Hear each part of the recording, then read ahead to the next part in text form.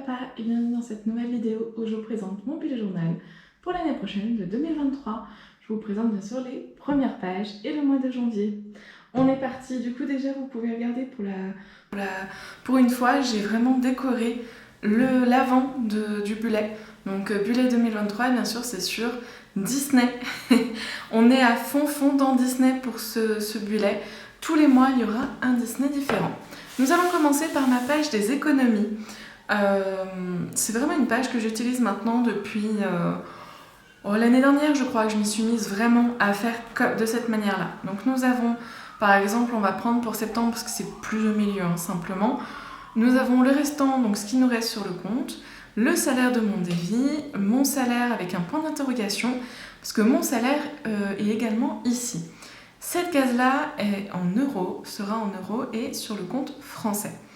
Nous avons donc mon salaire qui arrive sur mon compte français, les dépenses qui peuvent être faites, en toute franchise on n'en fait pas beaucoup à part pour Noël, mais sinon on n'en fait jamais sur ce compte-là. Et ensuite le point d'interrogation pour savoir si je vais transférer mon salaire sur le compte en Israël. Généralement ça dépend du taux de change. Et ensuite, nous avons les dépenses et les économies. Je n'ai pas encore fait la case des économies sur cette partie-là, mais nous avons ensuite vraiment réellement combien on a économisé dans le mois. On passe ensuite sur une page vide et sur la première page de ce bullet avec un 2023 et le château de Disney, juste magnifique. Et sur le côté, j'ai voulu mettre quelques stickers de Belle, bien évidemment, mon préféré dessin animé, un peu de Minnie également, et d'autres petits stickers que je ne trouvais pas de place où les mettre ailleurs. On continue avec les objectifs de l'année. Donc très clairement, moi j'ai noté mes bullets, que ce soit celui pour moi, pour Xav, pour maman, enfin tous les bullets que je dois faire. Nous avons également les idées YouTube 2, parce que oui, il y en a d'autres. C'est loin d'être le seul, il va y avoir beaucoup de pages sur les idées YouTube. Nous avons d'ailleurs la première idée que j'ai du calendrier de l'Avent numérique pour la fin de l'année. Nous avons les découvertes de l'année, que ce soit en magazine, livres, films, séries. Les petites princesses, j'aime énormément justement ces deux pages parce que nous avons Belle, très jolie Belle, également ici et ici encore. Et ce dessin, très joli dessin avec réponse et toutes les princesses qui s'accrochent à sa chevelure. Les petits bébés princesses également, on les reconnaît toutes, entre Ariel, bien évidemment Blanche-Neige, Aurore, Cendrillon et bien évidemment Belle. Très jolie. On passe à la page suivante qui est dédiée aux idées YouTube. Mais comme vous pouvez le voir, à droite, j'ai pas énormément de place et je vais en avoir besoin parce que très clairement cette année, ma page idées YouTube a été pire que remplie alors que j'avais de la place. Vraiment, ça débordait de partout. C'est pour ça que j'ai mis d'autres endroits et aussi à la fin du bleu, il y a encore une page idées YouTube. Nous avons ce dessin-là de Anastasia. Je ne crois pas que ça soit un Disney par contre, Anastasia. J'ai des gros doutes, mais c'est un dessin animé que j'avais moyennement aimé. Mais c'est vrai que j'avais quand même envie de le mettre sur ce joli carnet. On passe au mois de janvier. Très joli mois et sur Pinocchio. Nous avons les index couleurs, donc vraiment c'est humeur. Et si je suis malade, parce qu'en ce moment je suis quand même assez malade, assez souvent, mais mon estomac est pas très clément. Nous avons donc le moral haut en violet, le bas en bleu, le moyen en rouge marron et le malade en bleu foncé. J'ai vraiment envie de voir à peu près, de me dire est-ce que vraiment j'ai été aussi mal que ce que je pouvais imaginer pendant tout le mois, alors que c'était juste quelques jours par-ci par-là. J'ai vraiment envie de découvrir ça. Ensuite nous avons l'index, donc pour ce qui est livraison c'est une sorte de petit sushi, le vélo, une sorte de petit vélo, le ménage, le cours d'hébreu, les rendez-vous, la pluie, l'anniversaire et les courses. Ça fait beaucoup, ça fait beaucoup. Et nous avons une première page juste magnifique sur janvier et surtout sur Pinocchio. Je vais vous lire très brièvement le synopsis de Pinocchio.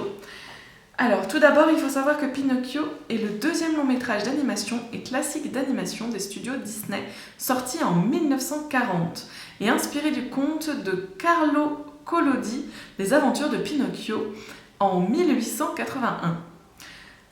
Pour l'histoire, pour ceux qui ne le connaissent pas, dans un petit village, un vieux sculpteur sur bois nommé Geppetto vit seul avec son chat Figaro et Cléo, un poisson rouge.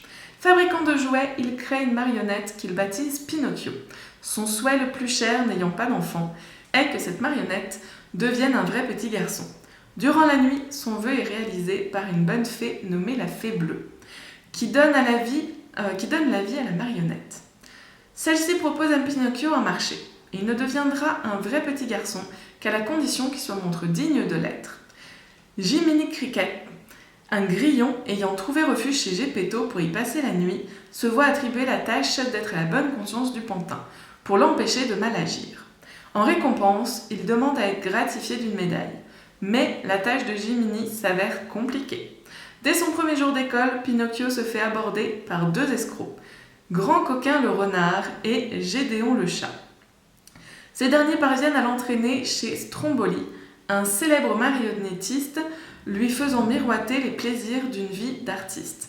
Fasciné par cette marionnette vivante et comprenant rapidement le profit qu'il pourrait en tirer, Stromboli embauche Pinocchio pour son spectacle.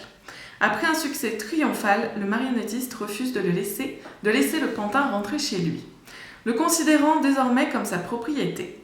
Il l'enferme dans une cage en le menaçant d'en faire du bon bois pour son feu s'il se rebelle. Malgré tous ses efforts, Jiminy, qui n'a pas abandonné Pinocchio, ne parvient pas à débloquer la serrure de la cage. La Fée Bleue apparaît alors et questionne Pinocchio sur sa situation. Honteux, ce dernier préfère mentir pour ne pas avouer son erreur, mais son nez grandit à chaque mensonge. Il reconnaît alors qu'il a menti et qu'il a eu tort de ne pas aller à l'école.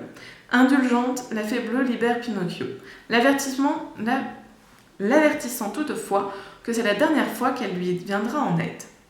Au même moment, Gédéon et Grand Coquin sont à la taverne du Homard, fêtant leurs exploits de la journée. Un cocher leur propose alors un marché inquiétant. Il s'agit de lui ramener, contre des pièces d'or, tous les enfants désobéissants du village, afin qu'ils les emmènent sur l'île des Plaisirs, un endroit fabuleux, mais dont la seule évocation suffit à faire frémir de terreur les deux escrocs. Le jour suivant, les 2 compères persuadent à nouveau Pinocchio de les suivre. Sur le chemin, ils sont rejoints par Crapule, un jeune garçon turbulent et mal élevé, que Pinocchio décide de prendre pour modèle. Arrivé sur l'île enchantée, le petit garçon de bois prend plaisir à jouer de l'argent, fumer, boire de l'alcool, jusqu'à être saoul et vandaliser des objets, à la plus grande consternation de Jiminy. Mais bientôt le grillon découvre la malédiction liée au lieu. Les enfants dignes du bonnet d'âne se transforment en vrais ânes, qui sont ensuite vendus par le sinistre cocher dans les mines de sel ou des cirques. C'est ce qui arrive à Crapule, tandis que Pinocchio, se métamorphosant plus lentement, car il n'est pas un vrai petit garçon, réussit à s'enfuir à temps, alors que seules ses oreilles ont changé et qu'une queue d'âne lui a poussé. Harassés, Pinocchio et Jiminy rejoignent la boutique de jouets de Geppetto. Ils découvrent la maison vide et une lettre rédigée à la main annonçant qu'il est parti en mer avec ses animaux à la recherche de son fils. Malheureusement, l'embarcation et son équipage ont été avalés par Monstro, une redoutable baleine. Afin de retrouver Geppetto, Pinocchio et Jiminy partent sur l'océan et ne tardent pas à être confrontés à la baleine qui n'en fait qu'une bouchée. À l'intérieur du ventre de la baleine, Pinocchio retrouve Geppetto et ses compagnons sur ce qu'il reste de leur barque. Afin de sortir de là, Pinocchio a une idée. Faire brûler du bois pour obliger Monstro à éternuer. L'idée fonctionne, mais enrage la baleine, qui les poursuit et détruit le radeau. Geppetto, ne sachant pas nager, demande à Pinocchio de rejoindre le rivage sans lui. Le pantin refuse et tente héroïquement de protéger son créateur en l'entraînant vers la plage. Dans sa fureur, la baleine percute un rocher, créant une vague gigantesque qui dépose Geppetto et ses animaux sur la plage sains et saufs. Mais pas Pinocchio, qui gît inerte sur le sable. Endeuillés, Geppetto, Jiminy, Cléo et Figaro rentrent chez eux avec le corps de Pinocchio. Alors qu'ils vaillent sa dépouille, la Fée Bleue apparaît et déclare que, pour avoir sauvé la vie de son père en donnant la sienne, Pinocchio a prouvé qu'il méritait d'être un vrai petit garçon. Elle le ramène à la vie, le transforme en garçon de chair et de sang, et tout le monde fête joyeusement cette nouvelle naissance.